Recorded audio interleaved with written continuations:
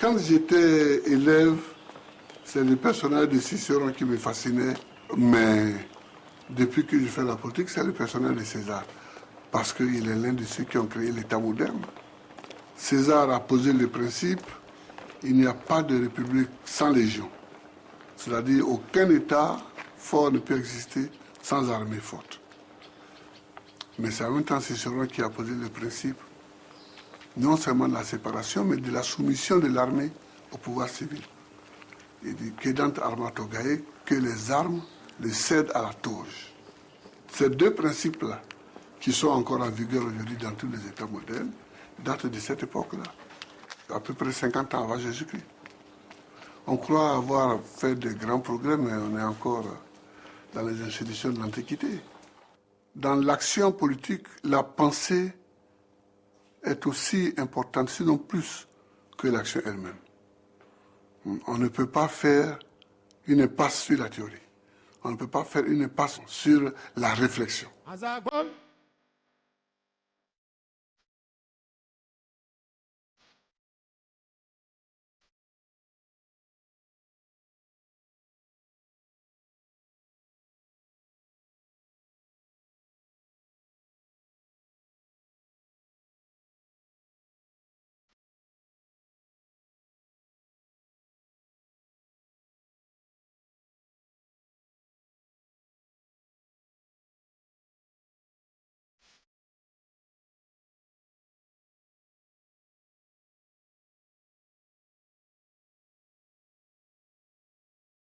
Tout commence à Mama, petit village du centre-ouest ivoirien.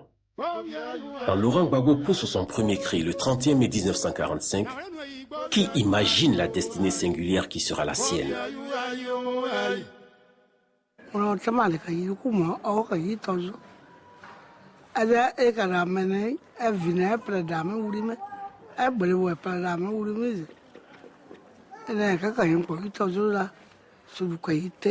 Du plus loin que mes souvenirs me portent, nous sommes à Agoville.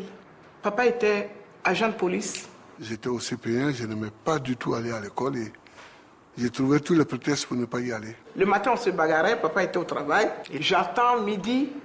Quand je vois papa arriver, je commence à pleurer alors que la bagarre s'est peut-être produite aux environs de 9 h pour que papa me demande qu'est-ce qui s'est passé. J'allais à l'école et j'ai vu un monsieur qui faisait un meeting sur ce qui est aujourd'hui une grande place à Agoville. C'était Auguste Denise. Il faisait un meeting pour le compte du PDCIRDA. Je me suis arrêté quelques minutes à regarder et puis j'ai continué. Mais ça m'avait plu de voir que quelqu'un parlait et puis des gens venaient de partout pour l'écouter. Dans le même temps, chez nous, papa était dans un autre parti politique, la SFU. Mon père a pris sa carte de SFU en 1947. Il me l'a donnée quelques années avant de mourir. Donc, j'entendais toujours parler de politique. On s'est retrouvés, quelques années après, à Gagnoua. Et nous avions pour tuteur une cousine de maman au quartier Gula.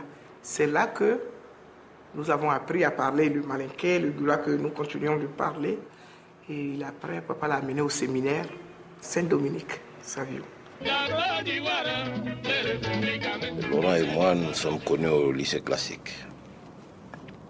J'étais élève à l'école normale d'enseignement, le Dabou.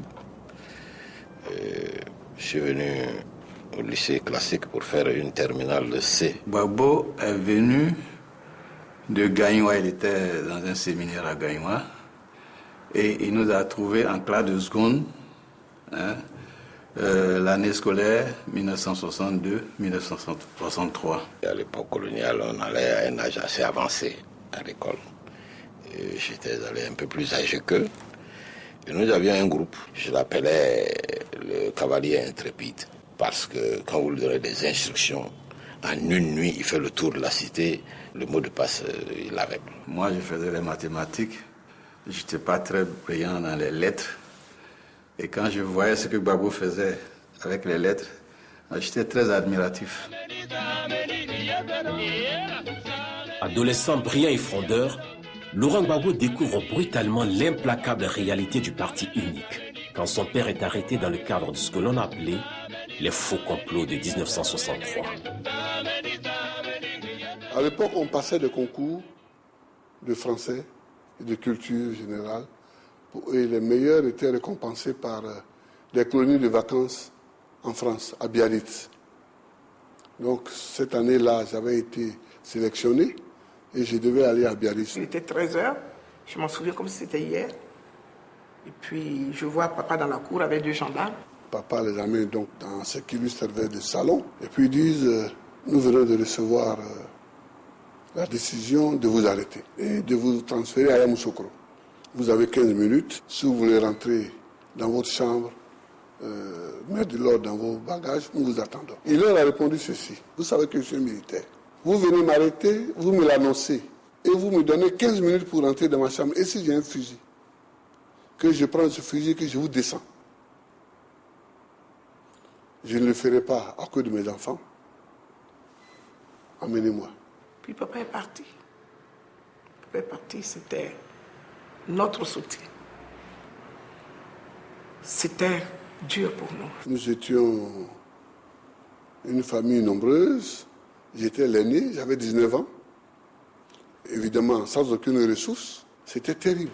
On était tous les 3, maman, lui et moi. Et puis il dit à maman, voilà ce que je vais faire. Je vais travailler. Alors maman s'est levée comme un tigre. Elle dit, jamais. De mon vivant, moi, je ne suis pas du tout allée à l'école. Mais tous les 2, vous irez jusqu'au bac. Ça m'a marqué parce que ça m'a révélé le caractère vraiment généreux de mon frère. Et c'est depuis ce jour que j'ai définitivement su qu'il n'y avait pas de vrai complot. Parce que papa n'était pas un homme à comploter. Il était un homme à vous dire ce qu'il avait à vous dire. Il n'était pas un homme à comploter. Et puis, pour qui comploterait-il? La fin des années 60 est une période de bouillonnement dans les campus universitaires. Au sein de l'UNESI, organisation de la jeunesse estudiantine ivoirienne, les trublions marxistes prennent le dessus sur la tendance soutenant le président Houphouët-Boigny. En 68, nous allions au Congrès pour confirmer Konu Timboko ou le remplacer. Et j'étais candidat pour le remplacer. Mais nous avions pris une clause au Congrès de 67 qui écartait tous les partisans du Houphouët-Boigny.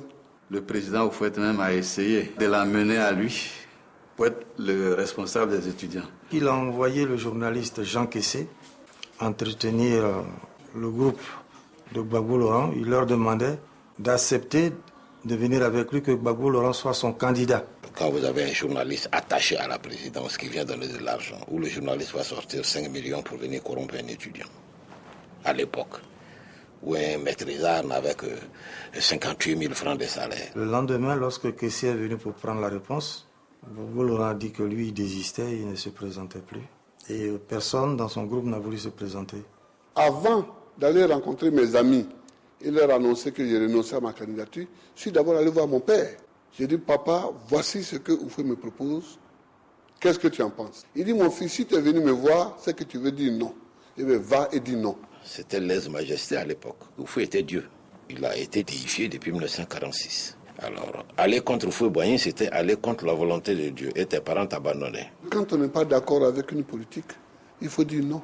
Et mon père m'a toujours enseigné ça. Dans ces conditions, le président Houphouët-Boigny a demandé au ministre de l'Éducation de l'époque, Lambert Amontano, de prononcer la dissolution de l'UNESI. Le président Houphouët avait dissous cette association et avait créé à sa place le MESI, le mouvement des élèves et étudiants de Côte d'Ivoire, qui était un mouvement inféodé au parti unique. C'était la branche scolaire du PDCI-RDA. Nous n'avons pas accepté cela. Donc nous nous sommes mis en grève, on nous a arrêtés et nous avons fait 15 jours à Akwedo. C'est là que j'ai découvert les camps militaires.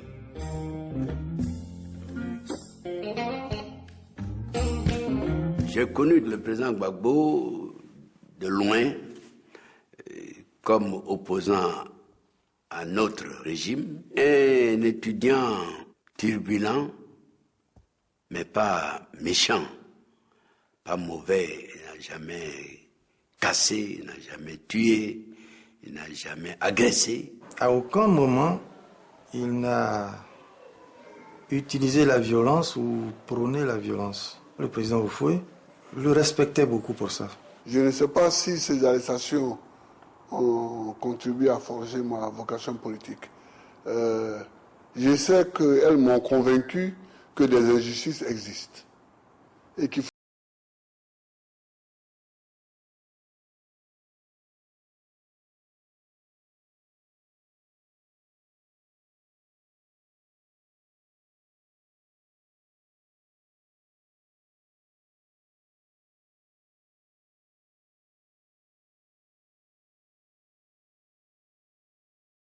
Zadi Zarou Bernard. Zadi Zarou, qui était déjà dans les cercles marxistes, nous a donc coopté, accueillis, Assou Adou et moi, et nous avons mis sur pied une cellule marxiste à Strasbourg. Moi, j'étais à Paris. Nous étions 4 dans la cellule, les 3 autres étaient à Strasbourg. Il y avait Traoré Mamadou, il y avait Assou Adou, il y avait Zadi Zarou Bernard, et il y avait moi-même.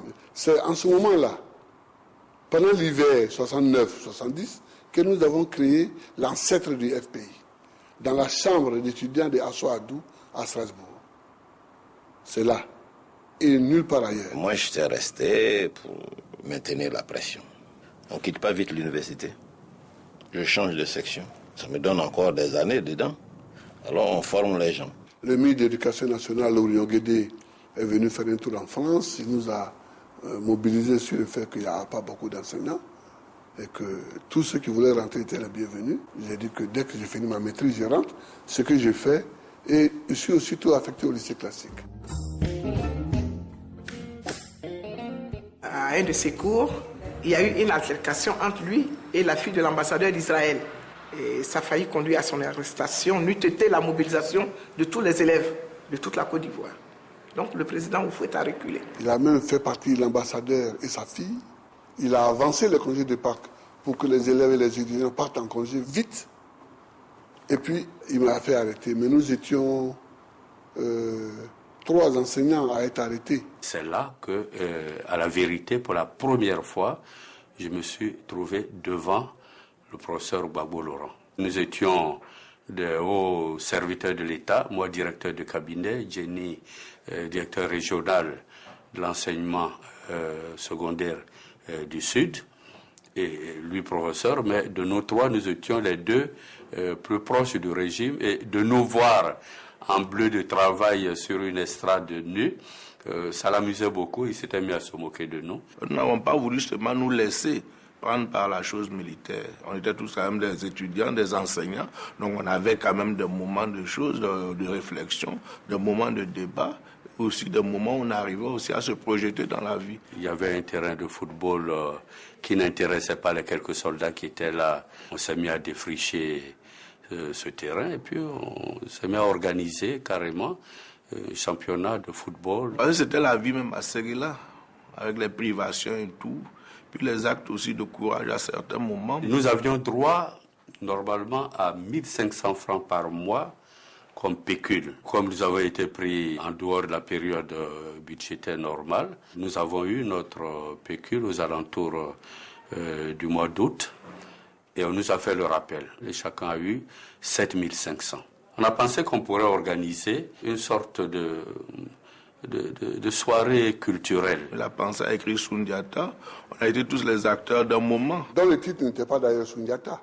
C'est les éditeurs qui m'ont en quelque sorte obligé à mettre un titre plus neutre. Parce que le titre que je lui ai donné à ce texte, après l'avoir écrit en 71, c'était « Et le lion rugira ».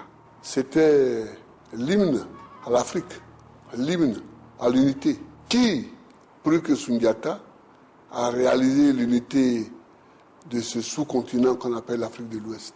Si cela a été possible avant, cela peut être possible aujourd'hui et cela doit être possible pour demain. Nous avons fait 22 mois ensemble, 7 mois à Séguéla et 15 mois à l'EFA, à l'école des forces armées de Bouaké. L'armée lui a apporté beaucoup. Le commandement, le sens de l'autorité, puis la connaissance, la discipline militaire. J'ai connu les hommes qui la dirigeaient et qui allaient la diriger après, dont le général Guy Robert. Je l'ai connu, il était capitaine. C'était une punition. C'était